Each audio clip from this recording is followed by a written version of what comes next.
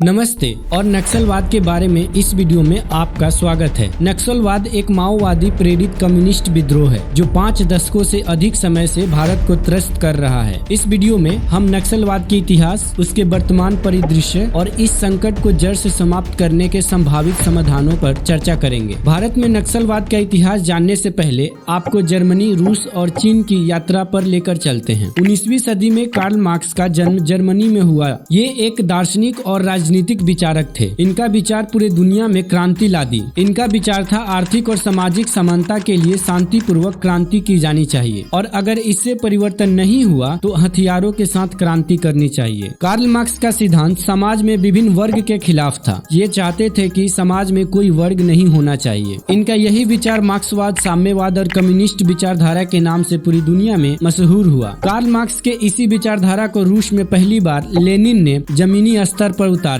यही विचारधारा रूस के किसानों और मजदूरों को हक दिलाई और वहां की राजा को उखाड़ फेंका। लेकिन इसी विचारधारा को स्थापित करने के लिए स्टालिन ने सैकड़ों लोगों को मौत के घाट उतार दिया। लेनिन के इसी विचारधारा को लेनिन के प्रशंसकों ने लेनिनवाद का नाम दिया। फिर यह विचारधारा चीन में माओ त्से तुंग ने लाया और जब भारत में गांधी जी के नेतृत्व में अंग्रेजों के खिलाफ अहिंसा की लड़ाई लड़ी जा रही थी, तब चीन में बहुत ही भयानक हिंसा की लड़ाई लड़ी जा रही थी। 1949 में माओ को सफलता मिली, जिसके बाद माओ ने पीपल्स रिपब्लिक ऑफ चाइना की स्थापना किया। रूस और चीन में कम्युनिस्ट विचारधारा के सफलता से पूरी दुनिया प्रभावित हो रही थी और इसी से प्रभावित होकर भारत के एम.एन. रॉय, अबानी मुखर्जी और एम.एन. रॉय की पत्नी ने 1920 में रूस के ताशकेंत में कम्युनिस्ट पार्टी की गठन किए। कम्युनिस्ट पार्टी ने दिसंबर 1925 में कानपुर में अपनी पहली बैठक की थी। कम्युनिस्ट पार्टी ने पहले अंग्रेजों के खिलाफ खूब लड़ाई लड़ी, फिर अंग्रेजों ने उनके बड़े बड़े नेता को जेल में बंद कर दिया और पार्टी पर बैन लगा दिया। गांधी जी के नेतृत्व में 1942 में हो रहा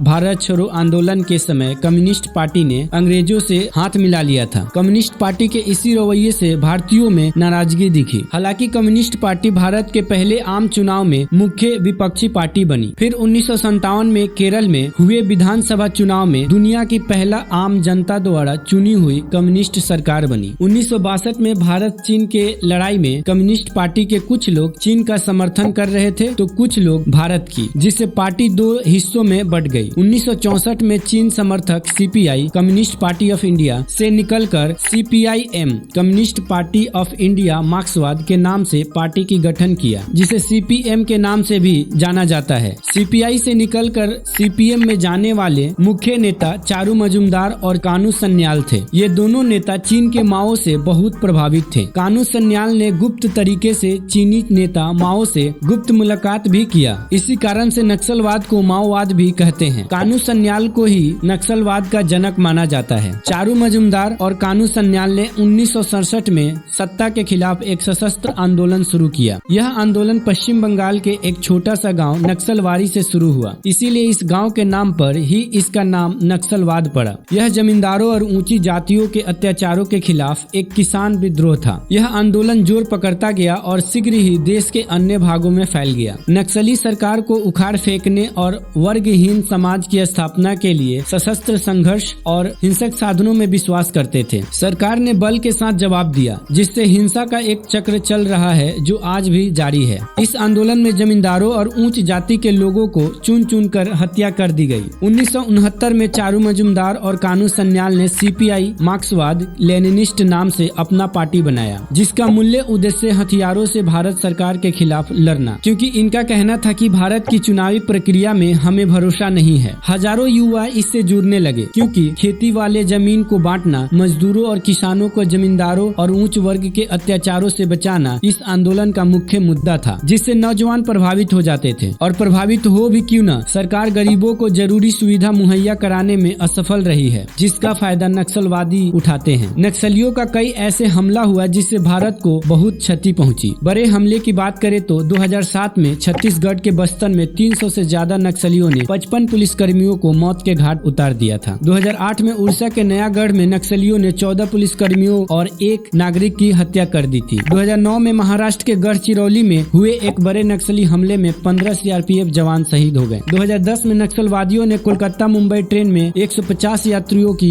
हत्या कर दी। 2010 में पश्चिम बंगाल के सिलदा कैंप में घुसकर नक्सलियों ने हमला कर दिया, जिसमें अर्धसैनिक के 24 जवान शहीद हो गए। 2010 में ही छत्तीसगढ़ के दांतेवाड़ा में एक बड़े नक्सलवादी हमले में कुल 76 जवान शहीद हो गए, जिसमें सीआरपीएफ के जवान समेत पुलिसकर्मी भी शामिल थे। 2012 में झारखंड के गढ़वा जिले के पास बड़ी गंवा जंगल में 13 पुलिसकर्मियों की हत्या कर दी। 2013 में छत्तीसगढ़ के सुकमा जिले में नक्सलियों ने कांग्रेस के नेता समेत 27 लोगों की हत्या कर दी थी। 2021 में छत्तीसगढ़ के बीजापुर में सुरक्षा बलों के 23 जवान शहीद हो गए और 31 जवान घायल हुए थे। और एक बार फिर से 26 अप्रैल को नक्सलियों ने हमारे 9 जवानों पर हमला किया है, जिससे एक ड्राइवर और 10 डीआरजी डिस्ट्रिक्ट रिजर्व गार्ड के जवान शहीद हो गए। यह हमला छत्तीसगढ़ के दांतेवाड़ा में हुआ है। नक्सलियों ने रोड में आईईडी इम्प्रोवाइज्ड एक्सप्लोसिव डिवाइस लगा दिया था, जिससे जवानों की गाड़ी को उड़ा दिया। अब सवाल उठता है कि इनके पास पैसे कहां से आता है ये हथियार या आईईडी को खरीदने के लिए। नक्सलियों का इनकम का जरिया बहुत सारा है। इसमें से सबसे बड़ा स्रोत है खनन उद्योग। नक्सली अपने प्रभाव क्षेत्र के सभी खनन कंपनियों से उनके लाभ का 3% वसूलते हैं और डर के मारे सभी कंपनियां बिना ना नुक्कुर किए देती है। नक्सली संगठन ड्रग्स का भी व्यापार करते हैं। नक्सलियों को मिलने वाला लगभग 40% फंड नशे के व्यापार से ही आता है और ये लोग हमारे जवानों पर हमला करके हथियार लूट लेते हैं। एक रिपोर्ट के अनुसार 2009 से 2019 के बीच नक्सलियों ने 2045 बार हमला किया है, जिसमें 1342 जवान और 2191 नागरिकों की जान गई है। भारत के 11 राज्यों के 90 जिलों में नक्सलवादी फैले हुए हैं। जिन जिलों में ये फैले हुए हैं उस एरिया को रेड कॉरिडोर कहा जाता है। होम मिनिस्ट्री के रिपोर्ट के अनुसार पहले से 40% नक्सल कम हुआ है। नक्सलवाद को कम करने के लिए बहुत सारे अभियान चलाए गए, जैसे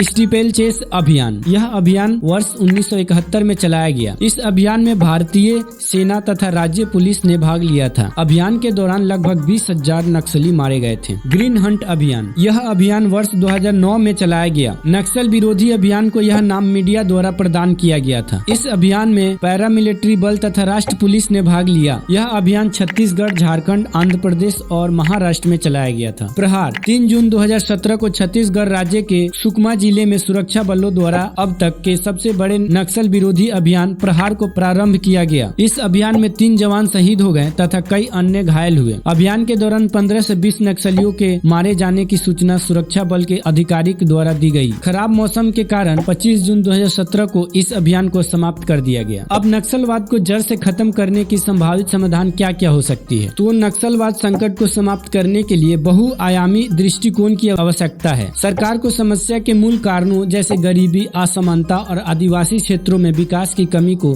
दूर करने की आवश्यकता है। हमारे देश में असमानता इतनी है कि देश का 73% संपत्ति केवल 1% लोगों के पास है और 27% संपत्ति 99% लोगों के पास है। तो आप इससे समझ सकते हैं असमानता का स्तर। एक तरफ जीवन जीने के लिए हर एक लग्जरी सुविधाएं उपलब्ध है, तो दूसरी तरफ बहुत ज्यादा गरीबी, जहां सही ढंग से भोजन नहीं मिलता। नक्सलियों को मुख्य धारा में शामिल होने और लोकतांत्रिक प्रक्रिया में भाग लेने का अवसर दिया जाना चाहिए। संघर्ष का शांतिपूर्ण समाधान खोजने के लिए संवाद और बातचीत आवश्यक है। वीडियो अच्छी लगी तो वीडियो को लाइक एंड चैनल को सब्सक्राइब कर लीजिए।